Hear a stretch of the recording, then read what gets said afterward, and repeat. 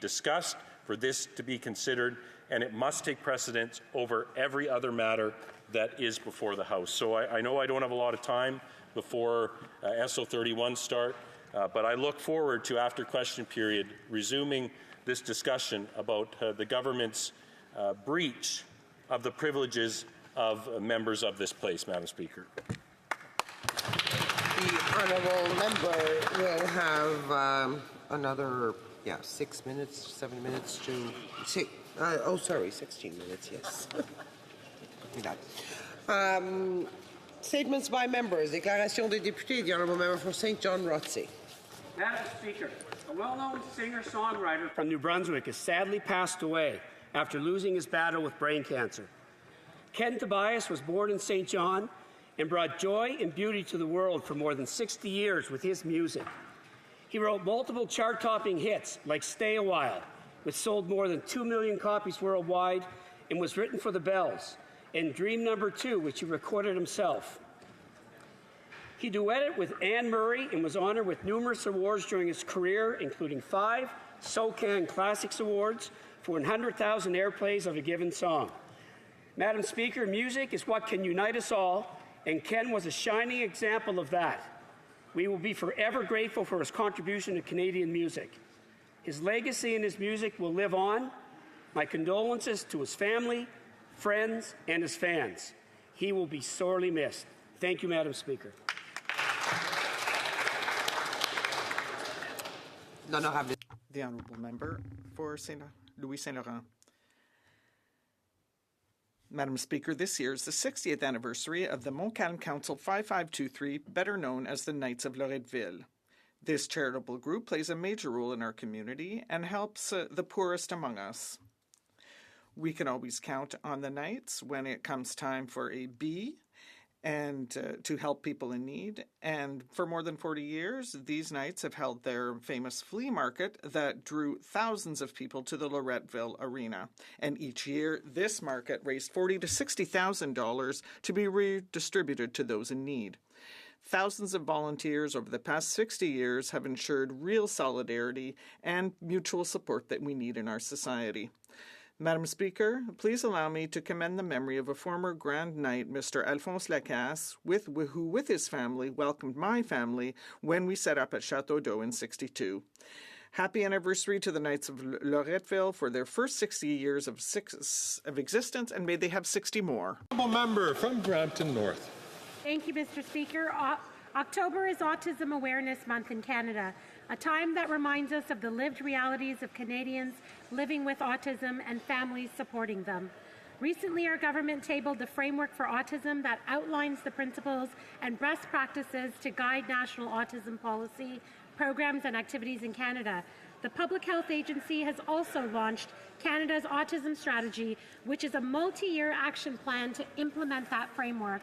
We're also launching a process to create a national autism network that will bring together the skills and resources of autism organizations and stakeholders, including people living with experience, to support implementation of activities guided by the framework and strategy. While the work we're doing is crucial, we know that families need more help from those who deliver health care in the country.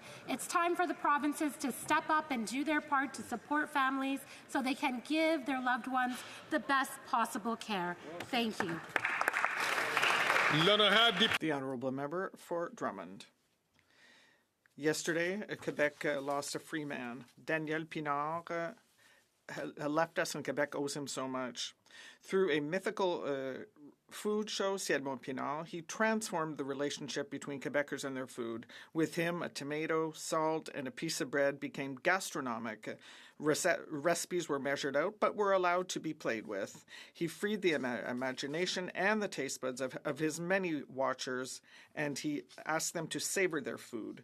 Mr. Pinard laughed, was delighted, and ate his food with great pleasure. His 2 books of recipes, Les Pinardises, were read with great pleasure across Quebec. He had a keen social conscience, and he was worried about injustice and social inequality.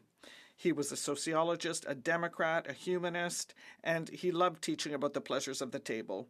To all those who have loved him, and that the list is long, I offer my sincere condolences on behalf of the Bloc Québécois. The Honourable Member for Châteauguay-Lacolle.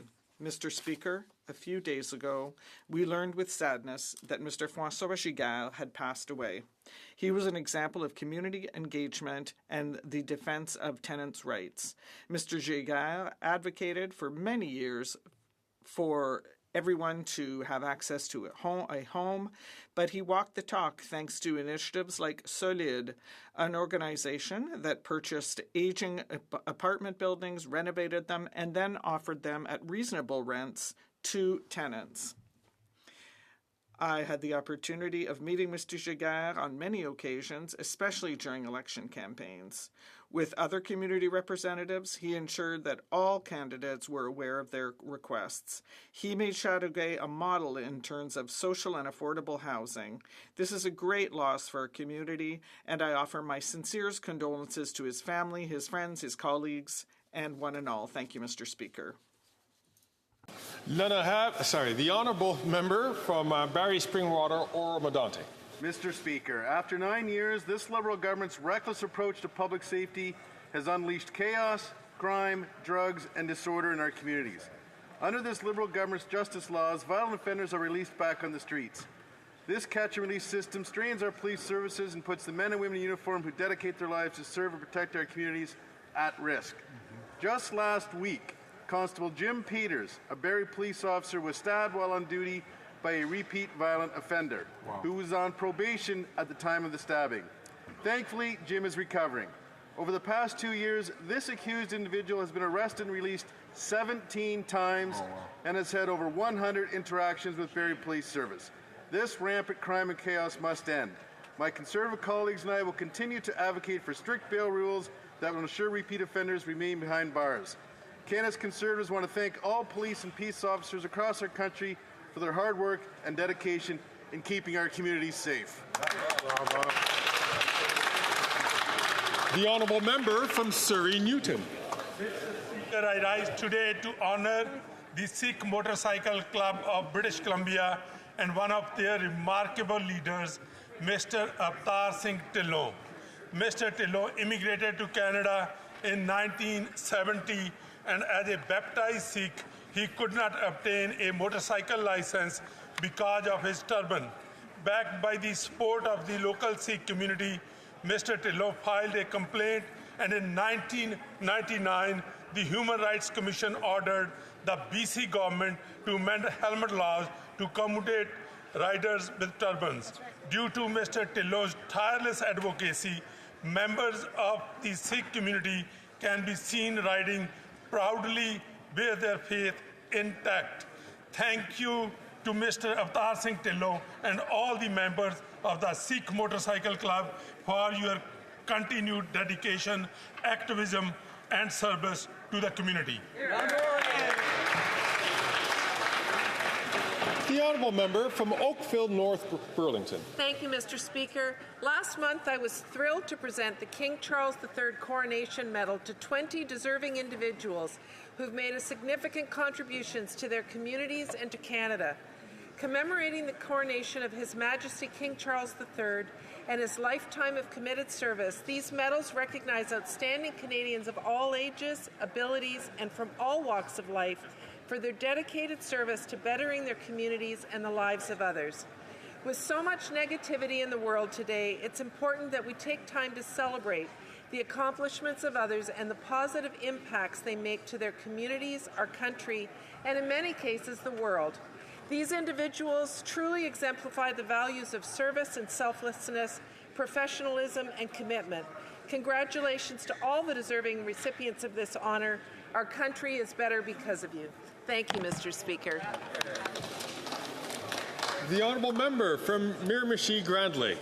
Mr. Speaker, after 9 years of NDP Liberal failures, taxes are up, costs are up, crime is up, time is up. Just weeks after the U.S. slapped Canada with a 14.5% tariff, the Prime Minister dismissed his failures on softwood lumber as a small issue, The doubling of softwood lumber tariffs puts thousands of Canadian jobs at risk. Forestry is New Brunswick's largest industry. It contributes $1.5 billion to the New Brunswick economy and employs 24,000 workers. Over the past 9 years and 3 U.S. presidents, this Prime Minister has failed to get a deal for Canadian forestry workers that former Conservative Prime Minister Harper did in his first 80 days. A common-sense Conservative government will get a deal done with our American neighbours to bring home powerful paychecks for our Canadian forestry workers. The honourable member from Vaughan Woodbridge. Mr. Speaker, October is Small Business Month, and with over 19,000 businesses in Vaughan, our city's entrepreneurial spirit is second to none. We see it from family-run businesses like Sweet Boutique to innovators like Summer Fresh Salads and dedicated visionaries like Quality Cheese, all in Vaughan Woodbridge. Vaughan is York Region's economic engine, fueled by its entrepreneurs. They have everything Canada needs, and I will always have their backs. To help Canadian businesses thrive, we have invested in them through the Canada Summer Jobs and the My Main Street programs. We lowered the small business tax rate from 11% to 9%, saving businesses $6 billion every year.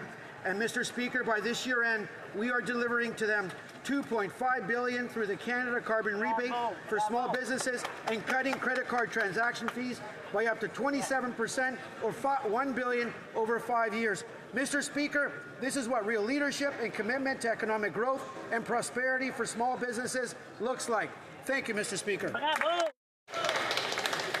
Then I have The honourable member for Beauce. Mr. Speaker, as we expected, yesterday's block motion was defeated by the Liberal government, which says that once again that all their words over the past week were worth nothing. What is the bloc worth? It simply spends more, it creates more public servants, all with Quebecers' money. What is its objective today?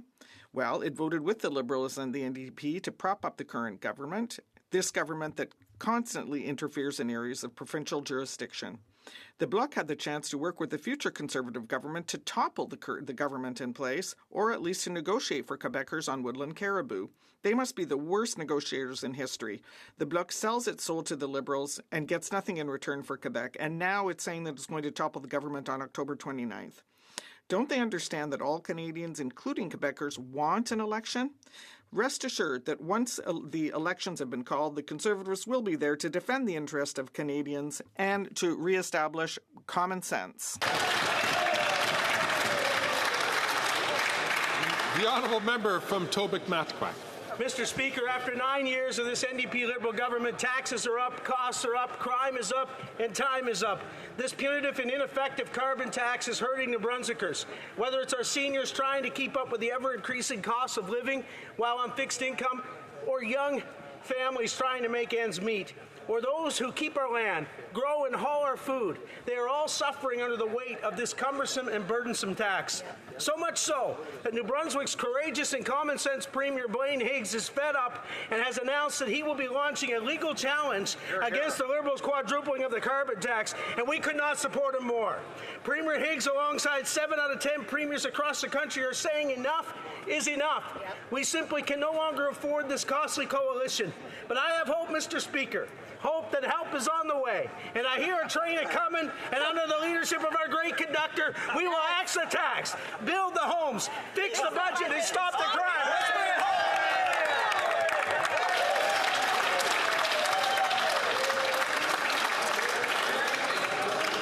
home. The honourable member from Winnipeg North. Yeah. I have some concerns about foreign interference. You know, CBC reported over the summer, and I quote, "A report from the National Security and Intelligence Committee of Parliamentarians says there was 2 incidences of alleged interference by China in the Conservative Party of Canada's leadership race." Mr. Speaker, you know, it begs the question why it is the far-right leader of the Conservative Party refuses to get the security clearance that's necessary.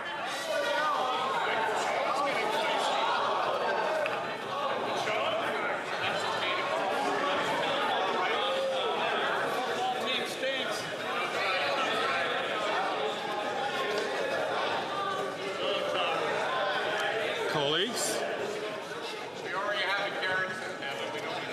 Colleagues,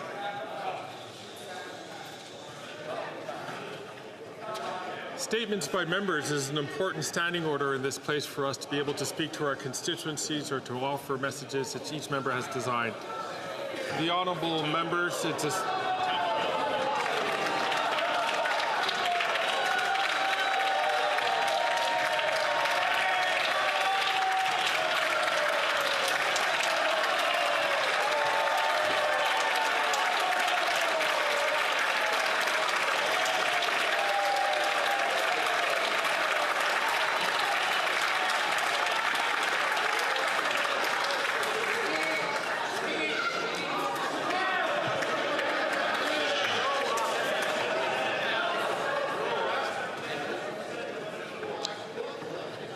colleagues, as I was saying, I'm going to ask the honourable member from Wellington, Halton Hills to not take the floor until he's recognised for doing so, so that members can make their statements without interruption.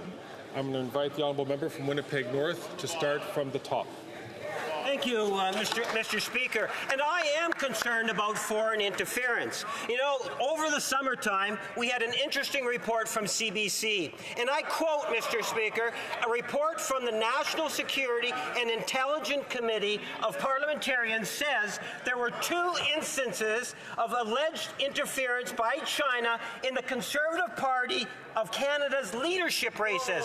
Is there any wonder why the leader of the far-right Conservative Party today doesn't want to get the security clearance in order to get to the bottom of security issues dealing with foreign interference, Mr. Speaker? It got me thinking, is there something about the past from the leader of the Conservative Party that he believes will disqualify him from getting the clearance? Why won't the leader of the Conservative Party today get the security clearance so that he can get a better understanding of what the reality of foreign interference is really about?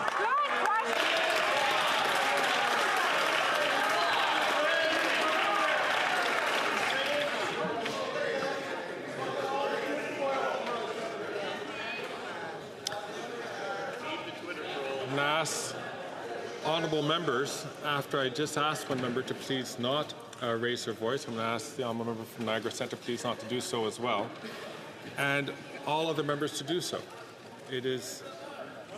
There are several tools which are available to the Speaker to ensure order, and it would be a real regret to have to use them. The honourable member from Elmwood Transcona. Mr. Speaker, I am privileged to raise for the first time as the new MP for the riding of Elmwood Transcona. I humbly thank the voters for sending me here to be their voice in the chamber. I want to thank the volunteers and the great campaign team for their dedication and hard work. I would not be here without their help. From the bottom of my heart, I thank you. Elmwood Transcona has been my home for my whole life, and I'm proud to say I love my community. I assure the people of Elmwood Transcona that I will dedicate myself to fighting for the issues that matter to them day in and day out. For the past 25 years, Mr. Speaker, I have worked to create connections between community and to support and build local programs that improve the lives of my neighbours. As a new Member of Parliament, I will continue to do that on their behalf. Thank you.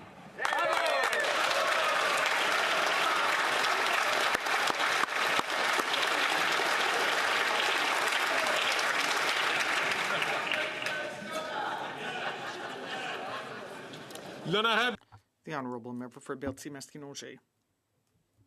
Mr. Speaker, the Union des producteurs agricoles of Quebec is celebrating its 100th anniversary this week. That's 100 years of solidarity, resource pooling, and standing together, because doing so makes us stronger. 100 years of inspiration. For all these years that you have stood together and ensured the development of our regions and our communities, I say congratulations and thank you. Solidarity is what guarantees success, and this success will be shared among all of you who are links in an important chain. And that is a beautiful thing, because it allows the people who feed us to live in dignity. The UPA has fought many fights throughout its history, and it has a number of them still to come. And the strength of your group will ensure your success. Happy 100th anniversary. The honourable member from Stormont, Dundas, South Glengarry. After 9 years of NDP Liberals, taxes up, costs up, crimes up, and time's up for the endless corruption in stonewalling. The Liberals are so desperate now that they've grinded the House to a halt, all because they refuse to turn over all documents to the RCMP to fully investigate their latest scandal involving Liberal insiders. And let's just be clear about the magnitude of this corruption. The Auditor General found $400 million in taxpayers' money, either for projects that weren't eligible or for conflict of interest cases where Liberal insiders were approving millions of dollars to their own businesses. $0 returned to the Canadian taxpayer yet. All of this while millions of Canadians suffer under the cost of living crisis caused by this Liberal NDP government. 24 million people using a food bank every year. Thousands of encampments in the country. Mr. Speaker, the Liberals are putting insiders before Canadians who are suffering. It's like the sponsorship scandal that defeated the last government. It's time for an election for Canadians to do the same thing again.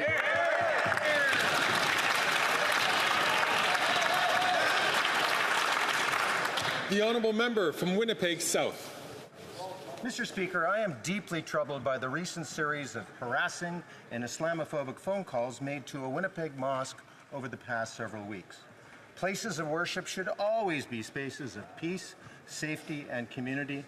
The targeting of any religious group is an attack on all of us, and we must be united in denouncing such hatred. I stand with Winnipeg's Muslim community and indeed all communities facing hate speech during these challenging international times and conflicts worldwide. Our government recently launched our action plan on combating hate, which includes helping communities prevent and address hate while protecting vulnerable individuals and raising public awareness.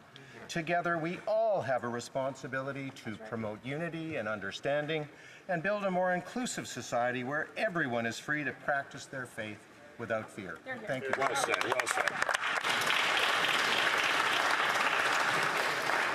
Oral questions. Questions orales. Chef de l'opposition. The Honourable Leader of the Opposition.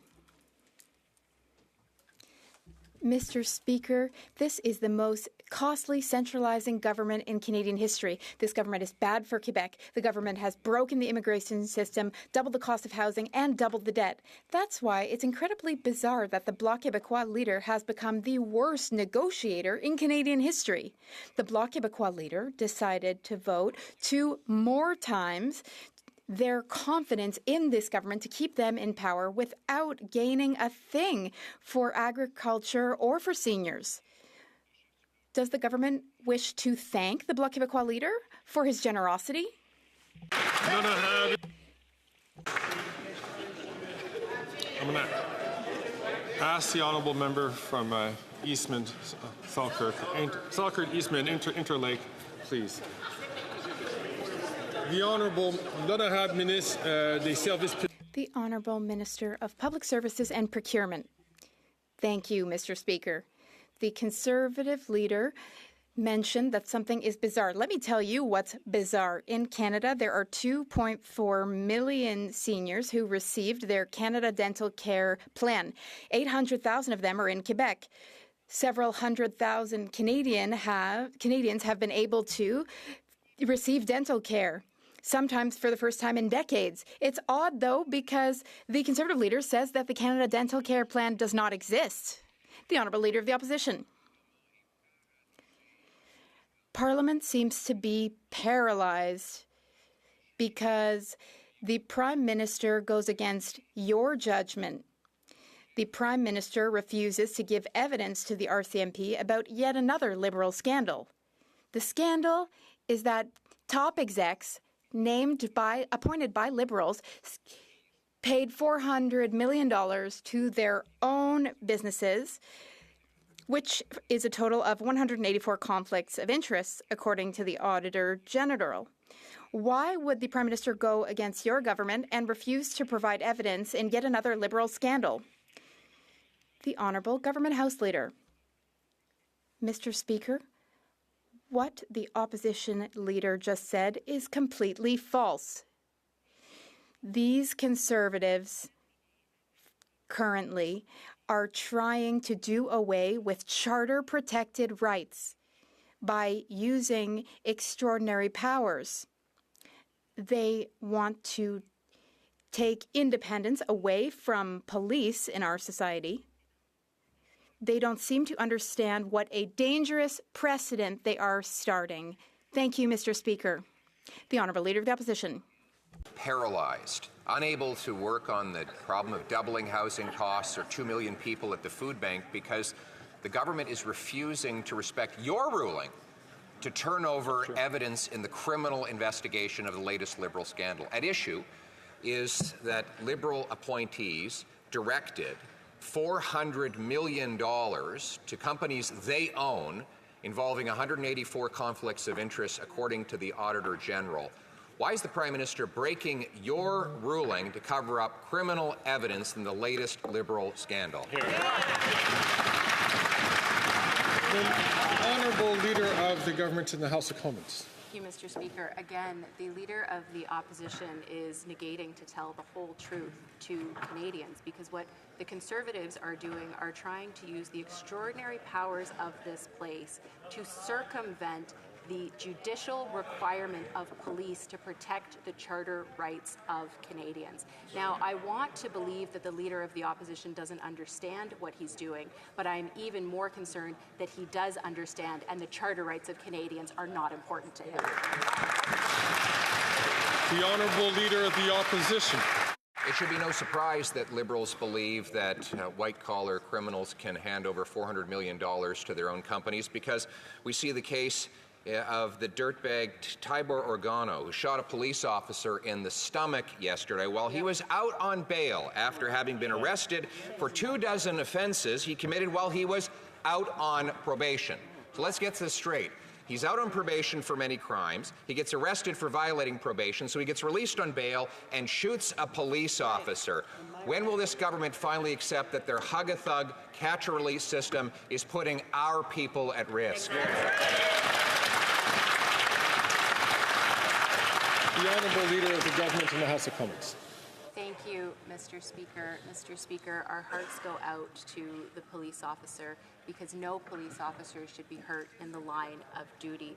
But, Mr. Speaker, what is extremely concerning is what the Leader of the Opposition is doing in this House today, where he is trampling the charter rights of Canadians.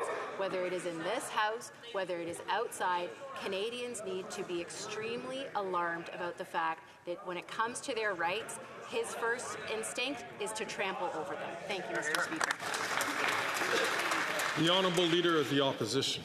I think you have a charter right to get released after 24 offences while you're already on probation and shoot a police officer in the stomach. I'm more worried about the charter rights of the police officer who's recovering from the gunshot.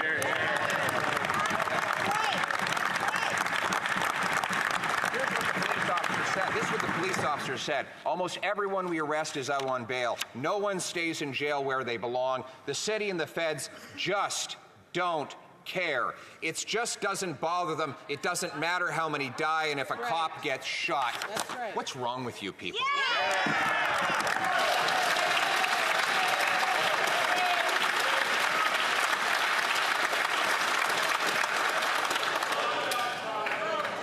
I'd like to remind the Honourable Leader of the Opposition, as well as all members of Parliament, that all questions and answers should be directed through the Chair. The Honourable Minister of Justice and Attorney General. Mr. Speaker, when the men and women in uniform in my city of Toronto or right across the country are harmed in the course of their work, they deserve our absolute respect and solidarity, which we always provide to them. In terms of decisions that are made about bail, these are important considerations. They're considerations where we've made amendments to the bail regime. What happens after amendments are made at the federal parliament is that the ball turns over to the provinces. We need to ask genuine questions about who's making decisions about granting or denying bail. Provincially appointed JPs. About provincial crowns who are making decisions about whether to review bail and what kind of conditions to impose. Those are questions that need to be asked, because we need...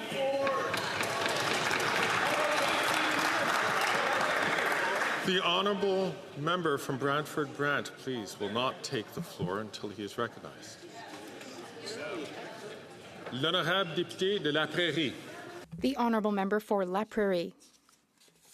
The House's will is clear. Yesterday, the House demanded that the government give a royal recommendation to C319 to increase old age security by 10% for 65 to 74-year-olds. This is the only permanent solution to put an end to having two classes of seniors. So the Liberals have a choice. Either they respect the will of elected representatives, or they will learn the hard way that voters side with seniors too. Will they give C319 a royal recommendation, or will they have to update their CVs? The Honourable Minister of Labour and Seniors. Mr. Speaker, the member for La Prairie's CV has something rather important. His CV shows that he voted against the new federal Canadian dental care plan. 6,900 people from his riding are signed up for the Canadian dental care plan, Mr. Speaker. The whole Bloc Québécois, every time we put forward measures to help Quebec's seniors, the Bloc Québécois votes against them, Mr. Speaker. The Honourable Member for La Prairie. Well, surely the minister knows that in his riding alone, the riding of Gatineau, there are 30,000 seniors aged 65 to 74 who he is depriving of 10% of their OAS. He's the one who's responsible for that. He's the minister for his seniors. He and his buddies created two classes of seniors, and now they're fighting to preserve that injustice against the will of this House. Can he explain to the 30,000 seniors in his riding why, instead of offering them so much as one more penny, he prefers to go to the polls? The Honourable Minister for Seniors and Labour. There are 30,000 seniors in Gatineau. They, like all seniors in Quebec, like all seniors in Canada, still are so happy about the Liberal government's track record when it comes to helping seniors. We've helped some of the most vulnerable seniors in our society, Mr. Speaker. We enhanced the GIS. We immediately, after forming government, we worked towards eventually implementing dental care. The Bloc Québécois was against it, but the Liberal Party is there for the 30,000 seniors in Gatineau and seniors everywhere in Canada.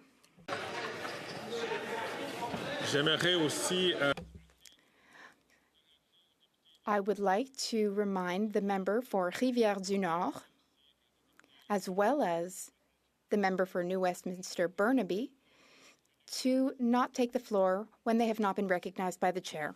The Honourable Member for Rosemont-la-Petite-Patrie. Mr. Speaker, the housing crisis is raging across the country. Under the Liberals, rent doubled. People can't find homes that they can afford. The Conservatives, they would have us believe that they're the solution, when actually they're part of the problem. When he was Minister of Housing, the Conservative leader built 6 apartments, 6 units. Meanwhile, he also let 800,000 homes be sold off to big real estate developers who just want to get rich on the backs of everyone else. The Liberals and the Conservatives created this housing crisis. Why should we trust them to solve it? The Honourable Minister of Public Services and Procurement. Thank you, Mr. Speaker. I have the utmost respect for my colleague, but he was too generous to the Conservative leader's time as housing minister. He didn't build 8 units, he built 6 units during his entire time as housing minister. Yet, the leader of the Conservative Party has no problem telling Quebec's mayors that they're incompetent. And also, he says that in housing co-ops, people live Soviet style. He says it's Soviet style to have social housing. From Port Moody, Coquitlam. Continue to violate the human rights of persons with disabilities. Even while they're getting sued by their own accessibility commissioner, this government continues to propose an inadequate and inaccessible Canada Disability Benefit. This is cruel and callous. This government has received over 10,000 pieces of input through consultation, and the Cabinet needs to act on it. Will the Liberals finally listen to the disability community, increase the benefit, unlock it from behind the inaccessible disability tax credit, and get it out to people now? The Honourable Minister for Disability Inclusion. Mr. Speaker, our government has done more than any other government when it comes to supporting and building a more accessible Canada. Once again, our government is stepping up, delivering a new historic support in the Canada Disability Benefit, which is going to help over 600,000 Canadians with disabilities. While the NDP and the Conservatives are focused on their own political ambitions, Mr. Speaker, we're focused on delivering for some of the most vulnerable in our communities. And Mr. Speaker, we're on track to deliver this benefit next July. Thank you. The honourable member from Wellington, Halton Hills. Mr. Speaker, the bad news keeps rolling in from credible financial experts. This week's Economist, quote, were Canada's 10 provinces and 3 territories an American state, they would have gone from being slightly richer than Montana, America's 9th poorest state, to being a bit worse off than Alabama, the 4th poorest. Alabama. To fix a problem, one has to admit that it exists. Will the government admit that under its policies, Canada is now poorer than Alabama, America's 4th poorest state?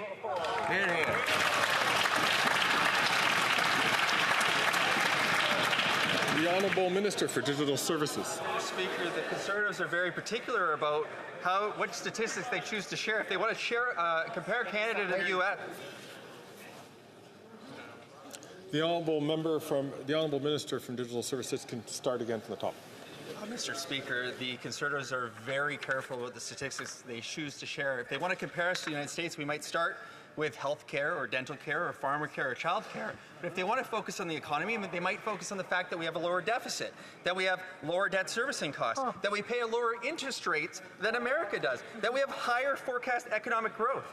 The unfortunate thing is because of the dangerous promises of the Leader of the Opposition, they don't want Canadians to hear about that, which is why they're promising to cancel the CBC. The Honourable Member from Wellington. The Honourable Member from Wellington, Halton Hills.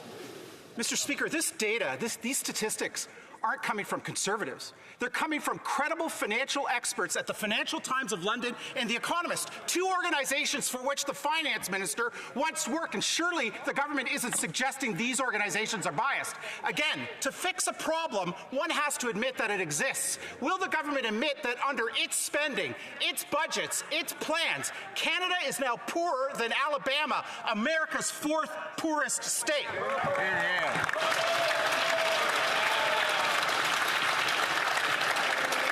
The Honourable Minister for Digital Services. Of course not, Mr. Speaker. What the member opposite is saying is ridiculous. The truth is that the Leader of the Opposition offers Canadians no viable solutions. On housing, they want to add 5%.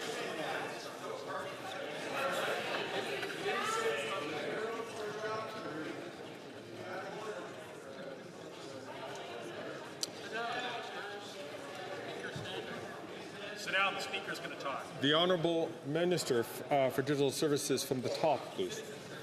Well, thank you, Mr. Speaker. They don't want to hear this information. The truth is the Leader of the Opposition offers no solutions for Canadians. On housing, he wants to add 5% tax on apartment construction. On affordability, doesn't support dental care, doesn't support pharmacare, doesn't support child care. He doesn't support the tax cuts that we gave for the middle class, doesn't support the tax cuts we gave for small business, and worst of all, is he doesn't want anybody to hear about this, which is why he wants to cancel the CBC and take that away from Canadians as well.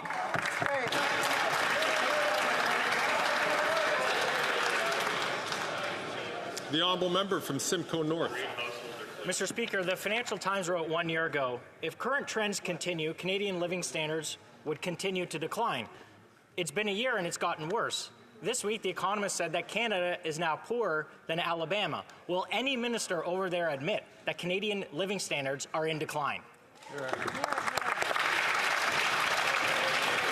The Honourable...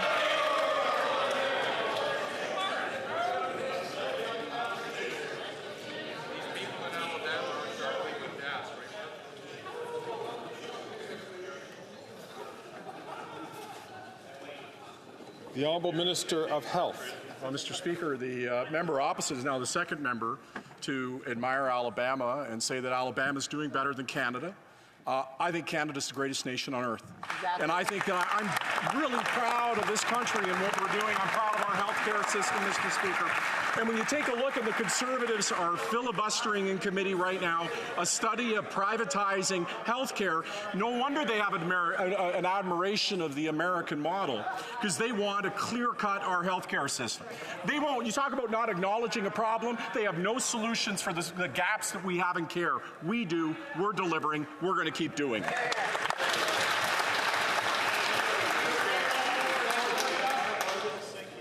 The honourable member from Simcoe North. Mr. Speaker, that minister wants Canadians to believe that they've never had it so good, but here's what Canadians are actually experiencing. The worst housing inflation, the worst mortgage debt, the worst consumer debt in the G7. Income per person today is lower than it was 10 years ago, and now the OECD says Canada real GDP growth will be last among its member nations until 2060. So will they finally admit that under their leadership, Canadian living standards are declining?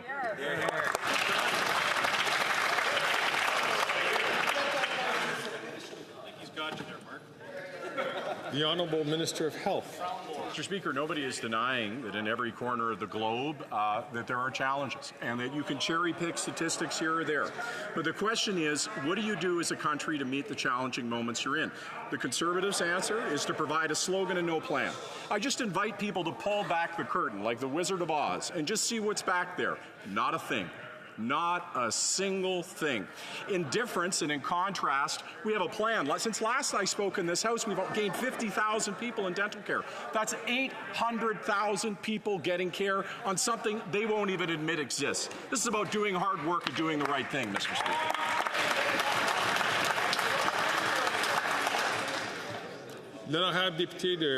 The honourable member for Bellechasse-les-Etchemins-Lévis.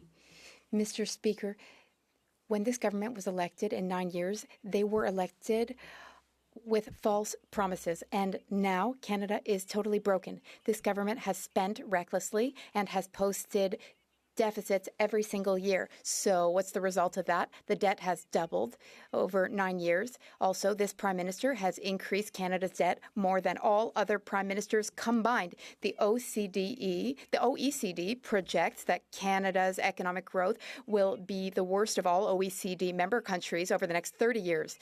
Can they do the only honourable thing left for them to do, which would be to call an election? The Honourable Minister of Public Services and Procurement. Thank you, Mr. Speaker. One thing has increased over the past few years. That is this government's investment in affordable housing. Before the member was elected, her party's leader, who used to be housing minister, created a grand total of 6 affordable housing units. Meanwhile, in his riding, we have now built 305 affordable units, and even more will be built through a historic agreement we signed with the province of Quebec. The honourable member for Bellechasse-les-Etchemins-Lévis. Thank you, Mr. Speaker. Here are the facts.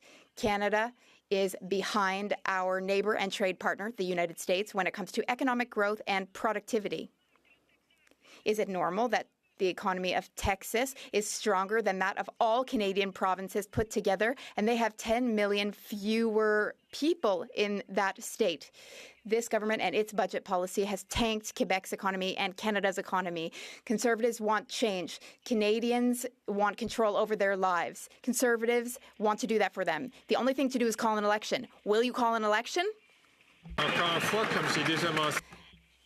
As I have already mentioned, all questions should be addressed to the chair.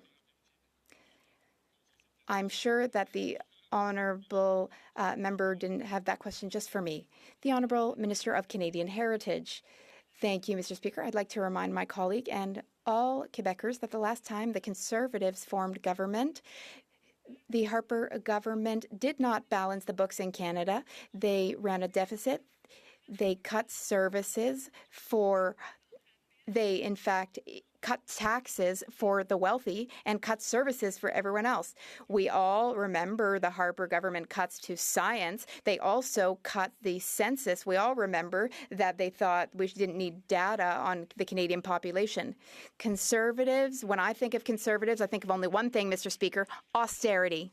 The honourable member for Shefford. The House has spoken. Yesterday, the House demanded a 10% increase in old age security for 65 to 74-year-olds. The House demanded that the government give a royal recommendation to C-319. This bill is the only way to provide lasting income protection for all seniors. It is also the only lasting way to put an end to age-based discrimination against seniors. Will the government finally listen to the will of the House, listen to the will of seniors, and give C-319 its royal recommendation? The Honourable Minister of Labour and Seniors. Mr. Speaker, in the Canton de l'Est, Eastern Townships, one of the most beautiful ridings in Quebec and in Canada, we're proud that in the riding of Shefford alone, 13,000 people, 13,300 people have signed up for the federal Canadian Dental Care Plan. They're very happy to be part of the plan, to benefit from it. My colleague, the member, she voted against it. Why? The Honourable Member for Shefford. The Minister for Seniors has spent the week lecturing others. But he's in no position to do so. He's depriving almost 30,000 people in his own riding of a 10% increase in their old age security. He's the Minister for Seniors. He's the one leading the Liberal battle against the House's desire to support 65 to 74-year-olds. He's even prepared to risk an election to avoid having to increase pensions. Can he look the 30,000 seniors in his riding in the eye and explain to them why, in his opinion, they don't deserve a single cent more? The Honourable Minister of Seniors and Labour. Mr. Speaker, there are not 30,000 people between 65 and 74 years of age in Gatineau, but we'll leave that for another time. The seniors who do live in Gatineau are very happy, in fact. They're happy that we supported them during the pandemic. They are happy that we supported the most vulnerable seniors in Gatineau. Moreover, the Liberal government was there for seniors. We gave them the supports that they needed. We will continue to do so. The Bloc Québécois, though, will continue to vote against it. The Honourable Member for Shefford. Well, that's Quebec Liberals 101 for you. They are passionate about helping seniors in their speeches that they give in Ottawa, but in reality, they let seniors down right in their own backyards. The Minister for Seniors, the member for Gatineau, is depriving almost 30,000 seniors of a 10% increase in their old age security. The Quebec lieutenant, whose riding is in Quebec City, is letting down almost 15,000 people. The Prime Minister, whose riding is in Montreal, is depriving nearly 10,000 seniors of income. Honestly, with MPs like them, wouldn't it be better for us all to go to the polls?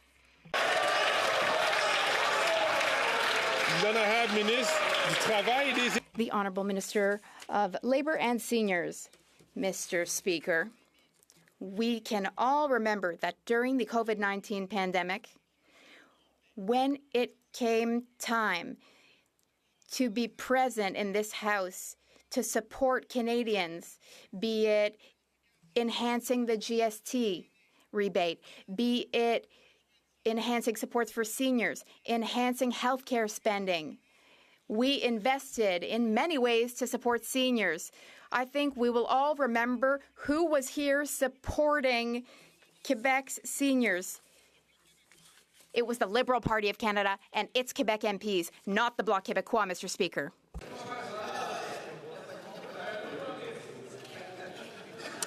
The Honourable Member from Regina Capel. After 9 years of NDP Liberal government, taxes are up, costs are up, crime's up, time's up, and corruption is way up. Here's what we know so far. The Liberals stacked the SDTC board with their close friends. That board makes decisions as to which companies get grants worth millions in tax dollars. The Auditor General uncovered a massive scandal. These Liberal insiders funneled almost $400 million to their own companies. They got rich, taxpayers got the bill. Now the government's refusing to hand over the documents to the RCMP for a potential criminal investigation. So what have they got to hide? The Honourable Leader of the Government in the House of Commons. Mr. Speaker, again, the House Leader for the Conservatives is completely false in what he is stating in this place. What is true is that the Conservatives have put forward a motion that would blur the lines between the independence of the legislative and judicial branches of government. It is both the RCMP and the Auditor General who have raised their extreme concern with what the Conservatives have put forward. Every Canadian should be concerned about the fact that the first instinct of Conservatives is to suspend the charter rights of Canadians. The honourable member from Regina Capel. The Charter is there to protect the people from the government, not to protect the government from accountability by the people.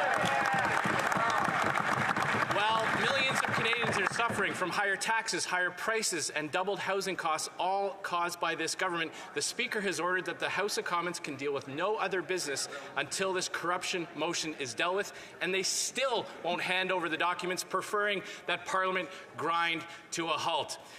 While millions of Canadians are lining up for food banks, Liberal insiders are lining their own pockets. So when will the government hand over the documents, and when will the government get Canadians their tax dollars back?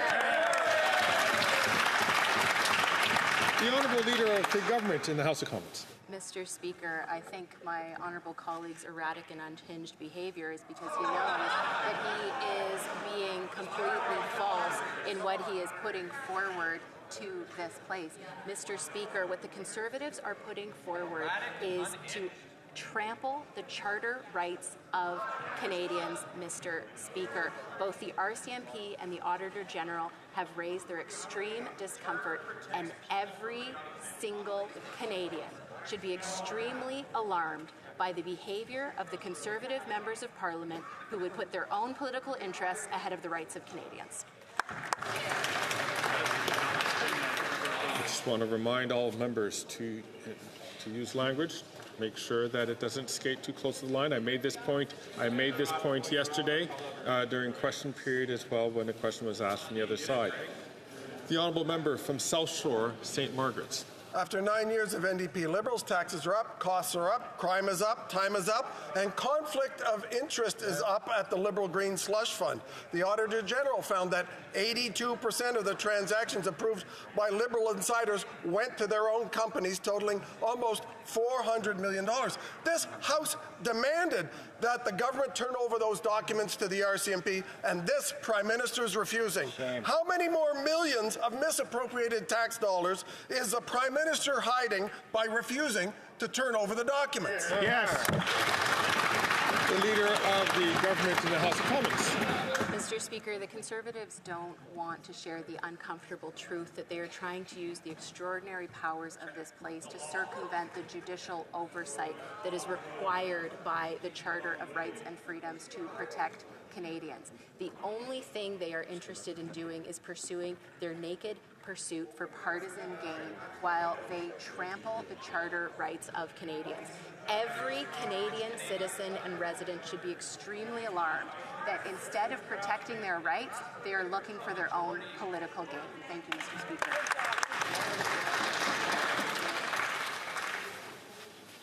The honourable member from Winnipeg Centre. Mr. Speaker, since Orange Shirt Day, we've seen countless examples of residential school denialism, including from Conservative candidates in both New Brunswick and BC. And, Mr. Speaker, we know the leader of the Conservative Party supports this kind of rhetoric, having fundraised with residential school denying think tanks. Survivors have a right to be protected from hate speech. Will the government support my bill and protect survivors from residential school denialism once and for all? The Honourable Minister for Crown Indigenous Relations.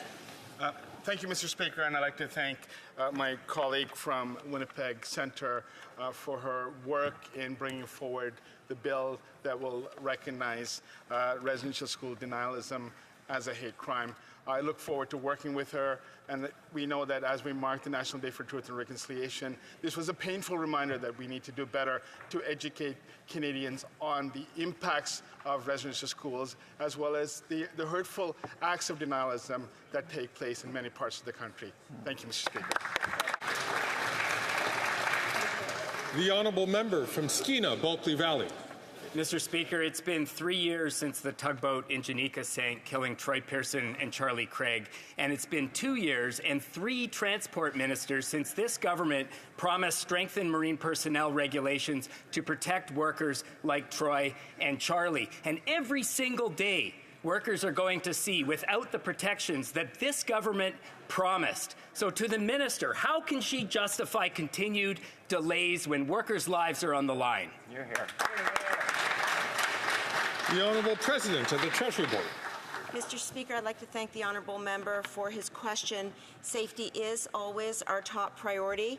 When the Transportation Safety Board issues a report, we always carefully consider its recommendations, and this, in fact, was also the case with the MV in Janica. We're working now to implement recommendations and strengthen safety measures, and we're working every step of the way with industry, with unions, and with experts. Thank you, Mr. Speaker. From Winnipeg South Centre. Mr. Speaker, yesterday was International Wrongful Conviction Day. In grade 7, I wrote a paper on David Milgard, a prairie kid who was in the wrong place at the wrong time. The injustice of his case was appalling. Immortalized through the tragically hip song Wheat Kings, it captured the attention of the nation. Too many innocent people have suffered over the years. In fact, just today, again in my hometown of Winnipeg, a wrongfully convicted man was exonerated. As Gord Downey reminded us, we can't be fond of living in the past. Can the Minister of Justice explain how Bill C-40 will help strengthen our legal system to protect against wrongful convictions in the future? Thank you, Mr. Speaker. The Honourable Minister of Justice and Attorney General. I thank the member for his question, and I want to start with Clarence Woodhouse. My thoughts are with Clarence Woodhouse and the suffering he has endured unjustly for decades, as long as recognizing the suffering of all of those who have endured an injustice. The bill that he's referencing, David and Joyce Milgard's law, will create real change. It will create an independent commission to review potential miscarriages of justice. It will revolutionize access to justice in Canada. To all innocent people who have been wrongfully convicted and whom are still awaiting justice, help is on the way. And to Clarence, I'm sorry for all of your suffering.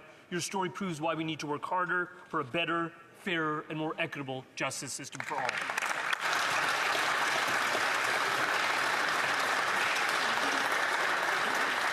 The honourable member from Leeds, Grenville, Thousand Islands, and Vito Lakes. Carbon tax Carney took on a role as the de facto finance minister for the NDP Liberals, and almost immediately he got $2 million for his buddy who owns Telesat, and then he landed discussions for his trillion-dollar company, Brookfield, to get their hands on 10 billion Canadian pension dollars. And then he starts sending fundraising letters for these Liberals. After 9 years of these NDP Liberals, taxes are up, costs are up, crime is up, and time's up for their corruption.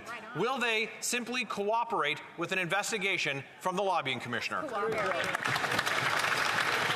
The Honourable Minister of Health. Well, thank you, Mr. Speaker. Well, they continue to try to smear a Canadian who is recognized around the world for his work. I want to go back to their weird admiration of Alabama. Did you know that Alabama has the 3rd lowest life expectancy in the United States? Did you know that the life expectancy in Alabama is a full decade lower than in Canada? Did you know that in Alabama they have some of the most restrictive rules around a woman getting access to an abortion or contraceptives? Is that what they admire about Alabama? Is that why they're talking about upping Alabama's and saying that Alabama is better than Canada? I wonder why they're so interested in Alabama, Mr. Speaker.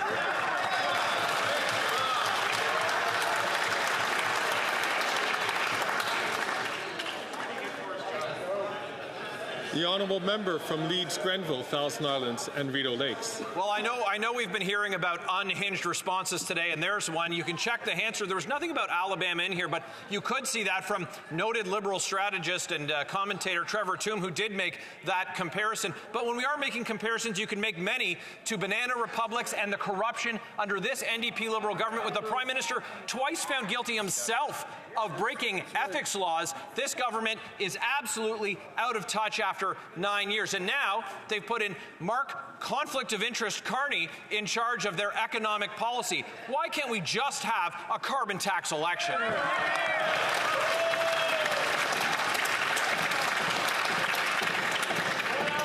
The Honourable Leader of the Government in the House of Commons. Thank you, Mr. Mr. Speaker. I understand why the member opposite's getting a little riled up because there's some uncomfortable truths that are being put forward here. And while they continue to talk down Canadians and talk down our country, the bigger concern is what they're trying to do in this place where they are overriding the charter rights of Canadians. Mr. Speaker, when it comes to privacy rights, and indeed when it comes to a woman's right to choose, what we know the first inclination of Conservative Member of Parliament is to do is to take them away. Thank you, Mr. Speaker. The honourable member from Calgary, Nose Hill. A trillion-dollar everything corporation that's currently asking for billions of tax dollars recently faced shareholder calls for transparency after a scathing report raised questions about whether Brookfield engages in tax avoidance strategies when it comes to paying Canadian tax. The Liberals just appointed Brookfield's board chair, carbon tax promoting Mr. Carney, to craft Canada's economic policy. The Liberals won't say if they cleared this with the lobbying commissioner. Are the concerns Brookfield shareholders had about tax transparency the reason why? The honourable leader of the government in the House of Commons. Mr. Speaker, this is another typical attack from the Conservatives against Canadians who do not support their vision for Canada. We have seen this over the last 9 years, that when Canadians, and it's, I guess, hurtful for them when it's people they appointed to important positions that come forward and don't actually agree with their vision of Canada, what do? They attack them. They bring them down. They are not open to debate or to criticism, and their only inclination is to attack fellow Canadians. The honourable member from Calgary, Nose Hill. This is, Mr. Speaker, as another typical Liberal scandal. The Conflict of Interest Act prohibits ministers from furthering interests of their friends, which is why the Act requires ministers to declare close friendships with people who lobby. The finance minister has frequently mentioned her close personal friendship with the chair of Brookfield, and who now holds a senior Liberal economic advisory position. In describing her relationship with the carbon tax promoting Mr. Carney, the minister said things like, "Truly, Mark is a personal friend of mine, very long-standing. I speak with Mark often, and he's the godfather of my son." Has the minister declared her friendship with the world's...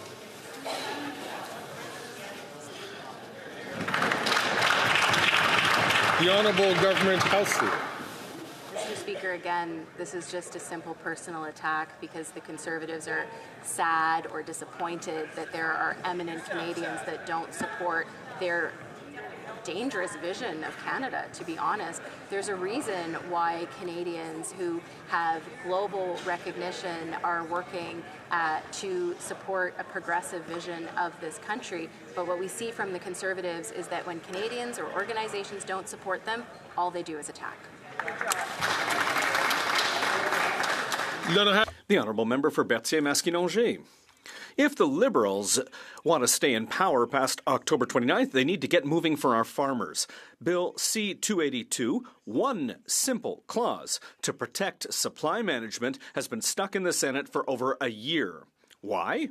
Well, because Peter Beam and Peter Harder, two unelected mini-monarchs appointed to the Senate by the Liberals, are actively blocking a bill that was supported by the majority of members of this House. Will the Liberals make sure that their senators respect democracy and adopt Bill C-282? The Honourable Minister of Public Works and Procurement. Thank you, Mr. Speaker.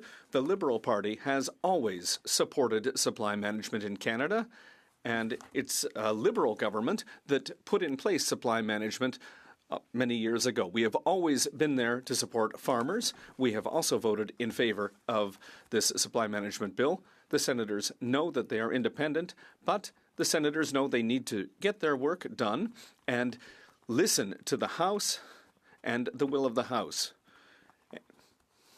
The honourable member for Berthier-Masquinongé. All parties should be furious to see senators blocking the will of the House.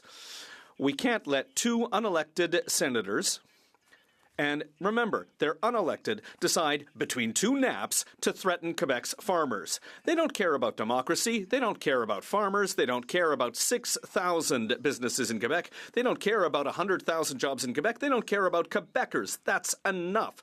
So I call on all parties in this House, and farmers are listening. Will they pick up the phone and tell their senators to respect democracy and pass Bill C-282?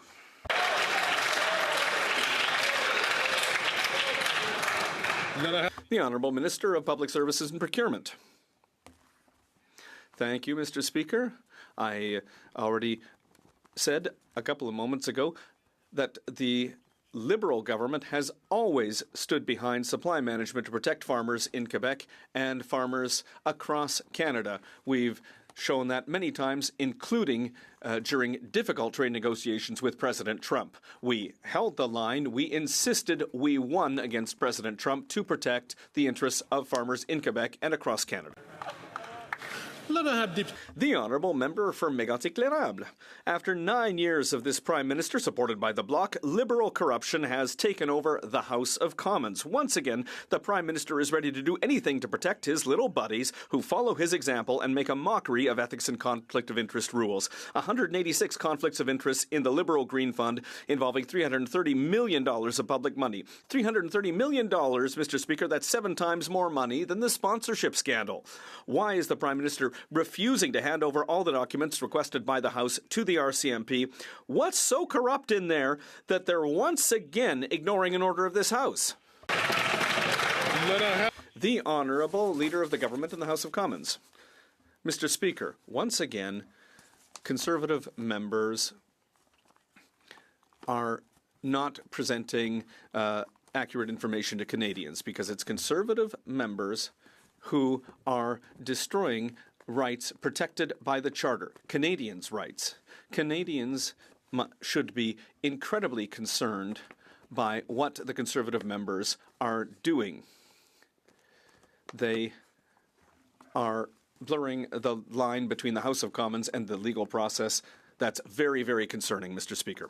The Honourable Member for Mégantic-L'Érable. Canadians' rights are more important right than this government to hide things from Canadians. The Liberals are trying to end the privilege debate, and they could do it by being honest and transparent by giving the documents to the House right away. Conservatives have proved that parliamentary privilege has been violated. The Auditor General of Canada showed that the Prime Minister created a slush fund for Liberal insiders. His ministers were aware, and they allowed STDC to participate in corruption. The House is overflowing with Liberal corruption. When will Canadians see their money again? The Honourable Leader of the Government in the House of Commons. Mr. Speaker, what my honourable colleague is saying is completely false. The Auditor General and the RCMP, what they've actually said is that they are extremely concerned by the Conservative motion because it is going to destroy Canadians' rights, and the House has the privilege to do that. Sorry?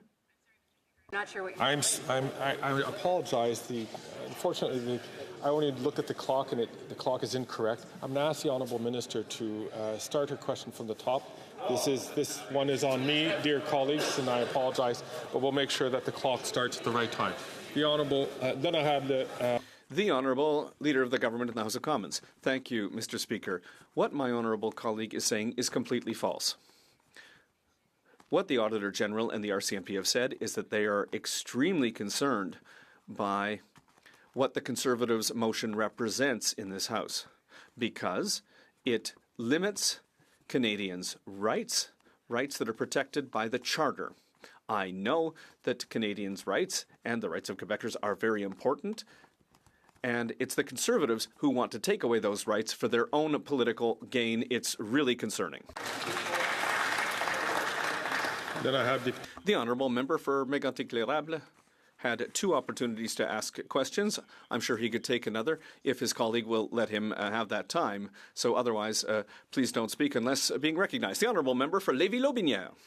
Mr. Speaker, the Auditor General has showed us that the Prime Minister broke the Conflict of Interest law by using a green fund managed by Sustainable Development Technology Canada to give gifts to his buddies. The Liberals have refused the legitimate demand of the Conservative Party to hand over documents from this slush fund to the RCMP for investigation. Mr. Speaker, these Liberal secrets represent 180 cases of conflict of interest for almost $400 million of taxpayer money. When are we going to see Canadians' money again?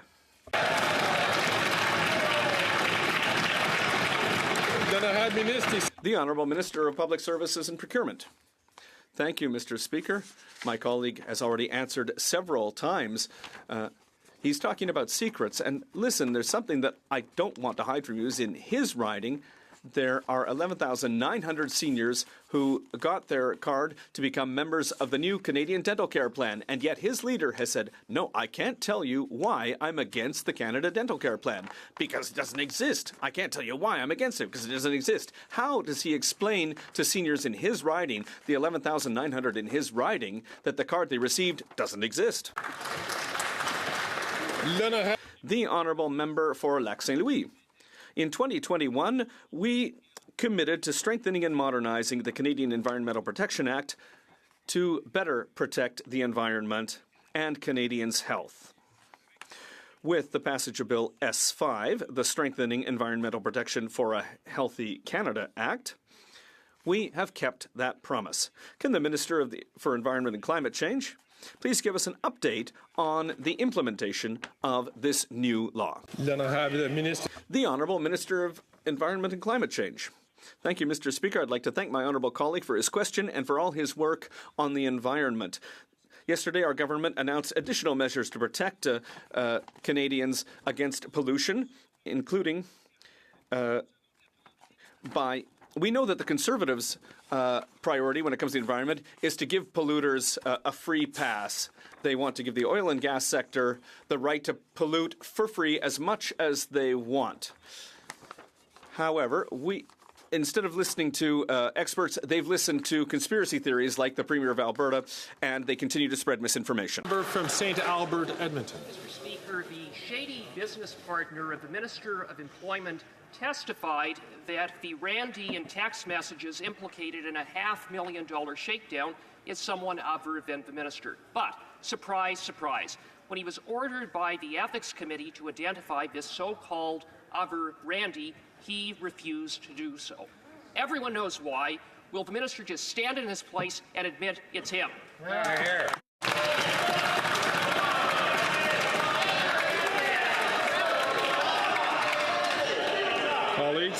Colleagues, for the second time, and I hope the last time, I'm going to ask the Honourable Member from Brantford Brant please not to take the floor unless he is recognised by the Chair. The Honourable Leader of the Government in the House of Commons. Thank you, Mr. Speaker. Obviously, when witnesses testify before committees, they are obliged to provide the information that is asked of them. Thank you, Mr. Speaker. The Honourable Member from St. Albert, Edmonton. Well, Mr. Speaker, where is Randy? And speaking of not being forthcoming at committee, the minister testified that he had absolutely no communications with his shady business partner at or around the time of the $500,000 shakedown.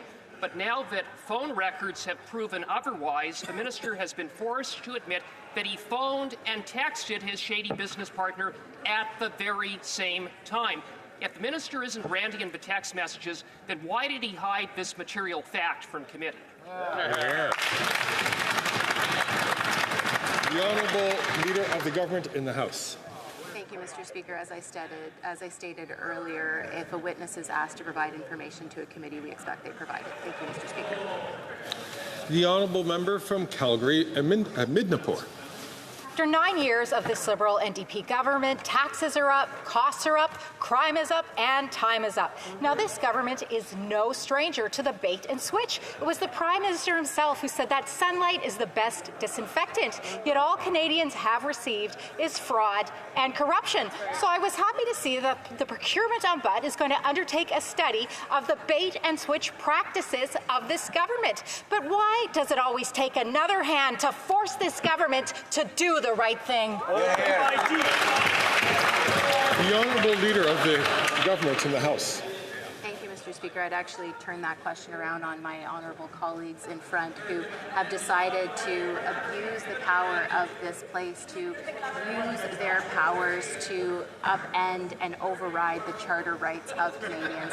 So, Mr. Speaker, if the Conservative Party members want to ask themselves how they can do the right things, it's to make sure they don't abuse the powers of this place and they protect the charter rights of Canadians. Thank you, Mr. Speaker. The honourable member from Vancouver Quadra. Mr. Speaker, this fall, thousands of young Canadians are starting their post-secondary journey, including at UBC in my riding of Vancouver Quadra.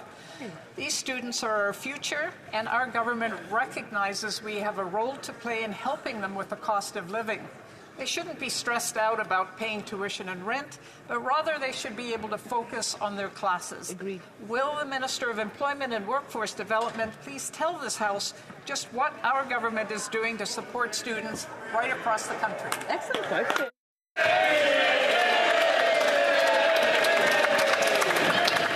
The Honourable Minister for Employment and Workforce Development. And the Conservative members in this House for congratulating us for all the work we're doing to make life easier for students. Whether it's taking off federal interest on student loans, whether it's making those student loans even doubling them, Mr. Speaker, you know what we're doing? We're making sure that apprentices are trained from coast to coast to coast. We've increased student loans. We've taken off the federal student debt. Why, Mr. Speaker? Because we're there to support students every step of the way. They're heckling us every step of the way. We're supporting students to build Canada and make sure we have an economy that is fair for every generation.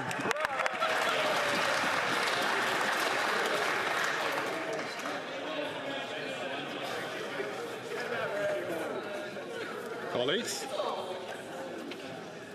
The honourable member from Elmwood, Transcona. Mr. Speaker, for years, working families in my home province of Manitoba suffered from Conservative cuts to our healthcare system and social programs. Under this government, the cost of rent and food has shot up. That is why the NDP has fought to deliver dental care and pharmacare and help lower costs for Canadians. Anti-scab legislation to empower workers for better wages. While the NDP fight for measures to help people, I ask why the government refuses to crack down on corporate greed and ripping off the hard-working members of Elmwood Transcona. The Honourable Minister of Health.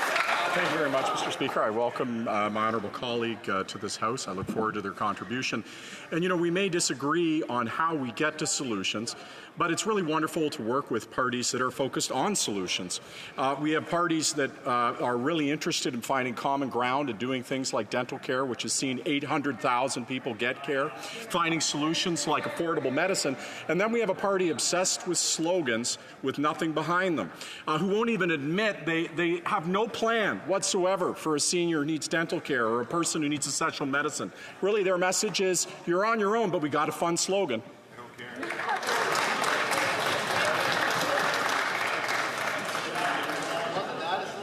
The honourable member from Kitchener Centre. Mr. Speaker, this year in my community, we've already lost 64 people to poison drugs. The federal government has a $359 million program to support prevention, harm reduction, and treatment initiatives called SUAP. This government has previously funded programs in Waterloo Region, but this year, while multiple organizations submitted applications, 0 SUAP dollars have been committed to any programming in my community to date. Will the minister commit to reviewing SUAP funding decisions to ensure hotspots like Waterloo Region are not left unfunded? The Honourable Parliamentary Secretary to the Minister of Addictions and Mental Health. Mr. Speaker, and I know that the member is a strong advocate for his community. I know also that he has recently exchanged with our department and that another meeting has been scheduled to discuss this further. We know that all communities, communities across Canada are impacted by substance use, including in the Kitchener-Waterloo region, and that's why we have invested in 400 projects, more than 400 projects through the SUAP program, making a real difference in the Canadians' life. Great job. Bravo. Bravo. And so brings to an end of question period. I see that the honourable parliamentary secretary to the government house leader is rising on a point of order. Thank you, Mr. Speaker. One of the things we want to be able to acknowledge, as you have said on numerous occasions, is the importance of words. Along with the importance of words is a demonstration of consistency, and I bring it up in the most positive way I can. If you take a look, for example, Mr. Speaker, the leader of the Conservative Party used words like wacko and unhinged, and was not, told that that was not inappropriate, Mr. Speaker. Whereas the word erratic, unhinged was used, and you had stood up in your place, Mr. Speaker. So all we're making the suggestion is that words do matter, and we want to follow and abide by the type of things that the Speaker is saying. Well, I thank the honourable parliamentary secretary. And as the honourable, before I get to the honourable member rising on a point of order, as I had mentioned, the formulation of the words were correct. I was pointing out to members, as I pointed out yesterday to members, that we were skating close to the line, and I was asking members to take great care in how they express themselves. As to the first example that the honourable member had used, that comment was clearly considered unparliamentary, and we had dealt with it at the time. The honourable member from Saanich Gulf Islands is rising on a point of order. Thank you, Mr. Speaker. This has to do with unparliamentary language, and I have to admit I appreciate your help, because I imagine when I open my mouth that it may be hard to continue. The official leader of the official opposition used the word dirtbag. Now, he used it in relation to someone accused of a crime who was out on bail. I think we all need to watch our language carefully and think of the case of Umar Zamir, who was accused of homicide and the death of a police officer, only to find after examination that the man was accused wrongfully. Being out on bail does not mean someone has done something wrong. It means a judge has assessed that those conditions allow them to... Mr. Speaker. I'm going to allow the honourable member to continue. If members do not appreciate allowing the chair to hear the point of order which is being involved, I would invite them, please, at their turn, to rise on a point of order. Otherwise, I'd invite them, please, to allow the chair to listen uninterrupted to the member. The honourable member from Saanich Gulf Islands. Mr. Speaker, I so appreciate your assistance. I know this is a difficult topic. Everyone here is grateful to the police officers across this country, grateful and vastly relieved that the police officer in Toronto is recovering well and is reported to be in good spirits. No one would wish a police officer to come to harm. But those involved in altercations with the police, especially when they're still under investigation by the Special Investigations Unit, we should not in this place jump to conclusions, as the honourable leader of the official opposition has done, and attribute a term like dirtbag to someone when we know nothing about their life, we know nothing about their circumstances, we know something has occurred which is most unfortunate, but we mustn't treat people who are out on bail as though they're subhuman, or we demean our own humanity.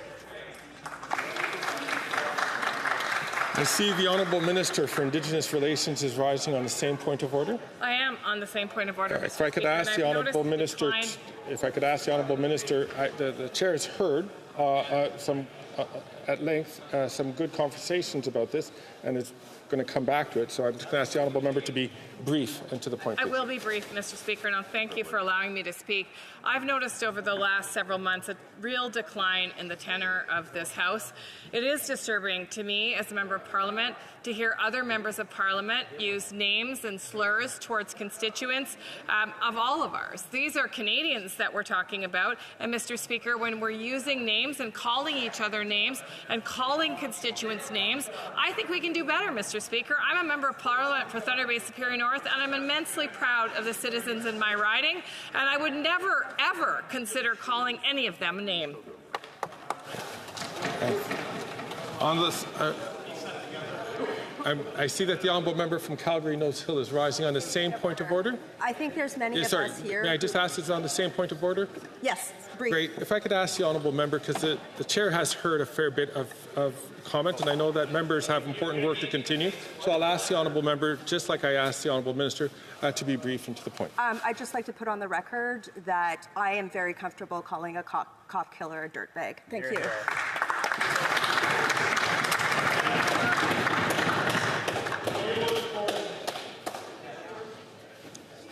Colleagues, thank you for your input, and I do appreciate what you have raised. The chair, on a number of occasions, and not only this chair, but previous chairs, people who have held this position, have raised the point of importance of us using language which is befitting of this place and the people who sent us here. Je vous encourage toujours. I would always encourage you to display a certain discretion about when speaking about people who aren't here to defend themselves. This said, as I announced last week,